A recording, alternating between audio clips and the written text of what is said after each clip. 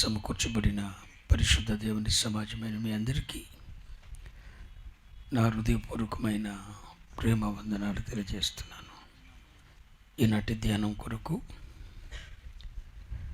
ప్రభువు మీతో చెప్పమని చెప్పిన ఒక మాట మీ ముందుకు తీసుకొని వస్తున్నాను. 2వ సమూయేలు పుస్తకం 5వ అధ్యాయం 10వ వాక్యం. 1 2 3 స్టార్ట్. దావీదు అంతకంతకు వర్ధిల్లెను, సైన్యములకు అధిపతి యెహోవా అతనికి చాలు.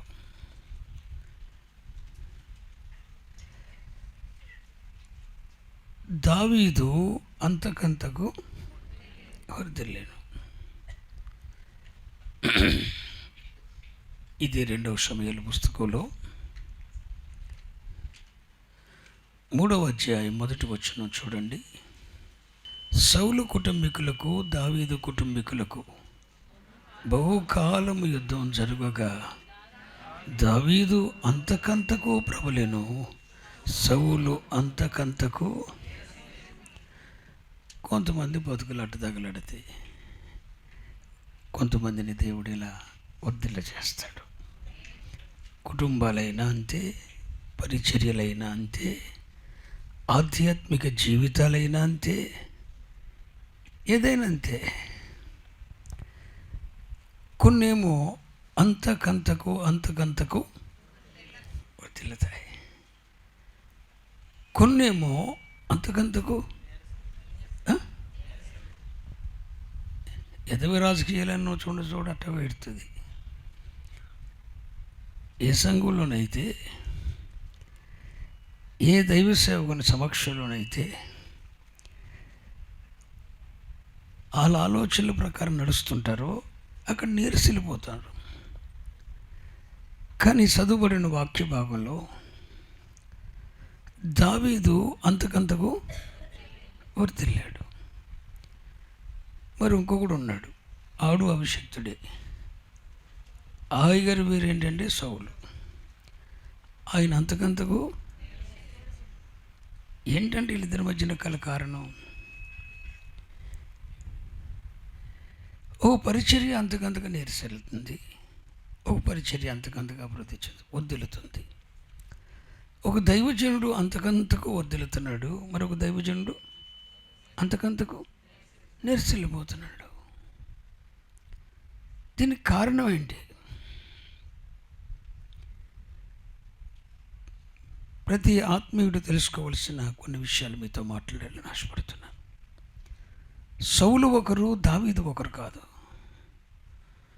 సౌలు అభిషేకించబడిన వాడే, దావీదు కూడా అభిషేకించబడిన వాడే. సౌలు మీద ఏ అభిషేకం ఉందో దావీదు మీద కూడా అదే అభిషేకం ఉంది. సౌలును అభిషేకించిన వాడు ప్రవక్త, సమూయేలు ప్రవక్త. అతని వంటి వాడు ఇంకొకడు లేడు. సమూయేలు ప్రవక్త గురించి ఒక మాట చెప్పాలి. ఆయన నామమును బట్టి ప్రార్థించే వారిలో సమూయేలు ఉన్నాడు. సమూయేలు గురించి బైబిల్లో చెప్పిన మాట ఏంటంటే ప్రార్థనాపరుడు అంతే. ప్రార్థనా వీరుల జాబితా వస్తే అందులో ప్రప్రథమమైన పేరు ఎవరిదంటే సమూయేలు. ఆయన కోపం వచ్చిన రాత్రంతా ప్రార్థన చేసేవాడంట. ఆత్మాభిషేకంతో నింపబడిన రాత్రంతా ప్రార్థన చేసేవాడు. బైబిల్ మొత్తంలో ప్రార్థనా వీరుల జాబితాను వడగట్టితే ఆయన నామమును బట్టి ప్రార్థించే వారిలో సమూయేలు ఉన్నాడు అని బైబిల్లో రాయబడింది. అలాంటి ఒక గొప్ప ప్రార్థనాపరుడు, దాను మొదలుకొని బెర్షెబా వరకు అలాంటి ప్రవక్త లేడు. అలాంటి దైవ సేవకుని చేతులు అభిషేకించబడిన వాడు ఎవడు? సౌలు. అభిషేకించిన వాడు ప్రార్థనాపరుడే, అభిషేకించిన వాడు దైవజనుడే, అభిషేకించిన వాడు అతని వంటి ప్రవక్త ఇంకొకడు లేడు. అలాంటి దైవ సేవకుని చేతుల్లో అభిషేకించబడినోడు ఒకడేమో నీరసిల్లిపోతున్నాడు. ఇంకొక ప్రవక్త చేతుల్లో అభిషేకించబడ్డాడు, ఆయన కూడా ఇదే దైవజనుడు. ఈ దైవ సేవకుని చేతిలోని ఆశీర్వదించబడ్డాడు దావీదు. అంతకంతకు అభిషేకించిన వాడు ఒక్కడే, ఇద్దరిని అభిషేకించిన వాడు ఒక్కడే.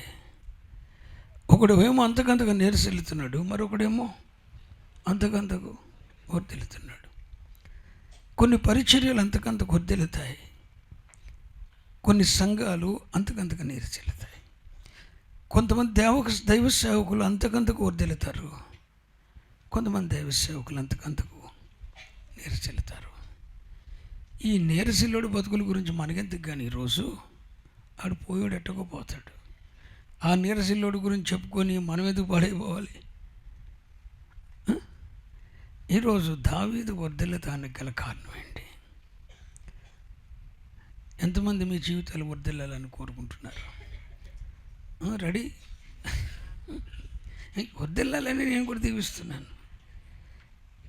అంతకంతకు మీ ఆత్మీయతలో మీరు వర్ధిల్లాలని దీవిస్తున్నాను. మీ ఆత్మీయతలో వర్ధిల్లాలని దీవిస్తున్నాను. ఆర్థికంగా వర్ధిల్లాలని దీవిస్తున్నాను. సంఘపరంగా వర్ధిల్లాలని దీవిస్తున్నాను.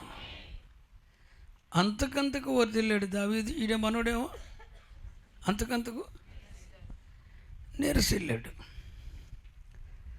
దావీదు వర్ధిల్లటానికి గల కారణాలు ఏంటంటే, ఒకటి రెండు విషయాలు మీతో చెప్తాను. పరిశుద్ధ బైబిల్ గ్రంథంలో మొదటి సమూయేలు పుస్తకం 18వ అధ్యాయం 5వ వాక్యం. దావీదు సౌలు తనను పంపిన చోటకెల్లా దావీదు తన యజమానుడు పంపిన చోటకెల్లా పోయి సుబుద్ధి కలిగి పని చేసుకొని వచ్చెను గనుక. ఆగండి, దావీదును ఎక్కడికి పంపినా తన యజమానుడు. దావీదు ఎవరు? మొదట పాడి గొర్రెలను మేపుకునేవాడు. దాని తర్వాత సౌలు రాజు దగ్గర ఆయుధములను మోసేవాడు. ఆయుధములు మోసేవాడుగా చేరాడు. గొలియాతును జయించిన తర్వాత అతని ప్రమోషన్ వచ్చింది. మరి తన యజమానుడు ఎవరు? ఇప్పుడు సౌలు. ఈ సౌలు దగ్గర ఆయుధాలు మోస్తున్నటువంటి దావీదు తన యజమానుడు తనకు పంపిన చోటకెల్లా సుబుద్ధి కలిగి పని చేస్తూ వచ్చాడు. సుబుద్ధి కలిగి పనిచేస్తూ వచ్చాడు. అతడు సుబుద్ధి కలిగి పనిచేస్తూ వచ్చాడు కనుకనే దేవుడు అతనికి తోడై ఉన్నాడు. స్తోత్రం చెప్పండి. ఒక నెల చూసిరారంటే ఆడు కాల్చి వస్తాడు. నిజం. మరి దావీదు తన యజమానుడు పంపిన చోటకెల్లా వెళ్ళి సుబుద్ధి కలిగి పనిచేసి వచ్చాడండి. ఓ మంచి మాట చెప్పిన, దావీదు యొక్క సుబుద్ధి చూసి సౌలుకు భయం వేసిందట. ఎవరికి? ఆయన బుద్ధి చూసి, ఓ నాయన ఇంత యథార్థవంతుడు ఏంటి, ఈయన ఇంత యథార్థవంతుడు ఏంటి, ఇంత యథార్థవంతుడు ఏంటి, ఇంత యథార్థవంతుడు నా పక్కన ఉన్నాక దేవుడు ఈయనకు తోడై ఉంటాడు, నాకు తోడై ఉంటాడు అన్న భయం వచ్చేసిందట. ఎవరికి? సౌలుకి. అయ్యగారులు, మనం పంపిన చోటకి ఎట్లాంటి బుద్ధితో పనిచేస్తున్నామో ఒక నిమిషం ఆలోచించుకోండి. తనను పంపిన చోటకి సుబుద్ధి కలిగి వెళ్ళి పనిచేసి దేవుడు మనల్ని ఎక్కడికి పంపుతాడో, దావీదు సుబుద్ధి కలిగి పనిచేశాడు ఎక్కడికి వెళ్ళినా. నేను కొంతమందిని చూస్తాను. కొంతమంది అయ్యగారులు ఏం చేస్తారంటే సంఘాన్ని 2 భాగాలు చేసుకుంటారు. విభజించి పాలించడం అన్నమాట. అది తన పక్షంగా ఉండేవారిని గుంపుని చేసుకుంటారు, మిగతా బ్యాచ్ను ఒక భాగం చేస్తారు. వాళ్ళు ఎవరంటే వీళ్ళు నా భాగం అనుకోండి, వీళ్ళు ఈ భాగం. 2 భాగాలు చేసి సంఘాన్ని విభజించి పాలించేసేసి అట్టని ఆఖరికి ఒకరికి తెలియకుండా ఒకరికి వీళ్ళతో మాట్లాడి 2 వర్గాలు చేసి మెజార్టీ భాగం ఈయన పక్షం ఉంచుకునేటట్టు చేస్తాడు. ఇలాంటి స్వభావం ఎక్కడుంటుందో, ఏ దైవ సేవకుడి దగ్గర ఉంటుందో అక్కడ సేవకుడితో గుర్తుపెట్టుకోండి. ఆఖరికి ఆ సంఘం పతన అవస్థకి వెళ్ళిపోతుంది. నేను గమనించాను, అందరినీ ఒక తాటి మీదకి తీసుకురాగలిగిన అభిషేకం. ఒక రొట్టె తింటున్నవారు, ఒక సహవాసంలో ఉన్నవారు ఒకే చోట ఉన్నవారు, ఒకే ద్రాక్షరసాన్ని పానం చేస్తున్నవారు, మనం ఒక కుటుంబం అన్న అభిప్రాయం ఏ దైవ సేవకుడు సంఘంలో కలిగిస్తాడో, ఐక్యత, అన్యోన్యత, ప్రేమానురాగాలు, మనం అందరం ఒకటి, ఒక కుటుంబం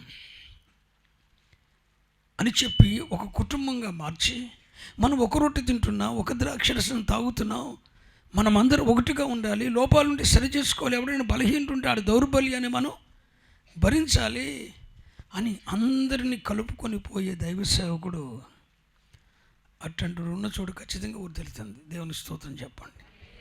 వీడికి ఇష్టమైన వాళ్ళందరినీ పక్కన పెట్టుకొని మిగతా వాళ్ళని బ్యాక్ చేస్తే కనుక పని జరగదు. సంఘాన్ని ఒకటి చేయాలన్న ఒక తపన. ఒకవేళ ఎవరైనా బలహీనంగా ఉంటే ప్రార్థన చేస్తూ నాకు చెప్పు, వాళ్ళ మనసులు కూడా కలిసి అందరూ ఒక తాటి మీదకి వెళ్ళాలి. ఇదే సుబుద్ధి అంటే. ఇదే సుబుద్ధి అంటే. సంఘంలో బలహీనులు ఉంటారు, బలవంతులు ఉంటారు. బలహీనుల దౌర్బల్యాన్ని బలవంతులు భరిస్తూ కలుపుకొని పోయేది పరిచర్య. ఇది సుబుద్ధి. ఇట్లాంటి బుద్ధి దావీదులో ఉందని, అరే ఈ దేవుడేంటి కలుపుకుపోతున్నాడు రా బాబు, అందరిని ఒకటి చేసేస్తున్నాడు, శుద్ధంలో ఆయుధాలు మొత్తం వచ్చి సైన్యంలో ఎవరైనా బలహీనంగా ఉన్న, వ్యతిరేకులు ఉన్న అందరిని ఒకటి చేసేస్తున్నాడు, ఏం బుద్ధి ఇది, సుబుద్ధి. ఈ యుద్ధంలోకి దావీదు వచ్చిన తర్వాత సమస్యలు లేవు, రెండు వర్గాలు లేవు, ఒకటైపోతున్నారు, ఏంటి బుద్ధి, ఎంత భలే పని చేస్తున్నాడు ఉద్దేశం దావీదు సౌలుకు వచ్చేసి, దావీదు యొక్క సుబుద్ధి చూసి మనోడికి వణుకు పుట్టేసింది, భయం పుట్టింది సౌలుకి. దావీదు తన యజమానుడు పంపిన చోటకెళ్ళా సుబుద్ధి కలిగి పనిచేస్తూ వచ్చాడు. సుబుద్ధి కలిగి పనిచేసి వస్తాడు. ఈ సుబుద్ధి కలిగి పంపిన చోటకు వెళ్ళి సుబుద్ధి కలిగి పనిచేసేవాడు ఎక్కడికి వెళ్ళినా దావీదును వర్ధిల్ల చేస్తున్నాడు, ఖచ్చితంగా వర్ధిల్ల చేస్తాడు. దేవుడు నిన్ను ఎక్కడ పంపిస్తాడు, ఏ పని మీద పంపిస్తాడు, ఎవరి ద్వారా పంపిస్తాడు, ఆ పని నువ్వు చక్కగా చేయి, సుబుద్ధి కలిగి చేయి, పర్ఫెక్ట్గా చేయి, పరిపూర్ణంగా చేయి. పనిలో నిపుణత గలవాడిని చూసారా, వాడు రాజులు ఎదుట ఘనతను అందుతాడు. పనిలో నిపుణత గలవాడిని చూసారా, వాడు రాజులు ఎదుట ఘనతను అందుతాడు. పని చేసామంటే అరకొరగా చేయకూడదు. చేయుటకు మన చేతికి వచ్చిన ఏ పనినైనా మన శక్తి లోపం లేకుండా చేయాలి. నా సేవా విజయ రహస్యం అదే. నీ సేవ చేసేటప్పుడు అరకొరగా చేయలేదు, సక్సెస్ అయితే వద్దు లేకపోతే లేదు, అన్నీ చేయలేదు. మనపూర్వకంగా శక్తి కొలది, శక్తికి మించి దేవుని పనిచేశాను. మొదట నా స్థితి కొద్దిగా ఉన్నా దేవుడు తుదకు మన పనిని బట్టి దేవుడు మనల్ని వర్ధిల్ల చేస్తాడు. అది చెప్తున్నాను. మన పనిని బట్టి దేవుడు మనల్ని వర్ధిల్ల చేస్తాడు. ఒక సేవకుని పని ఆ సంఘాన్ని వర్ధిల్ల చేస్తుంది. ఒక విశ్వాసిగా నీ ఆత్మీయ జీవితంలో నువ్వు పనిచేస్తావు, ఆ పని నిపుణత కలిగి పనిచేయచ్చు.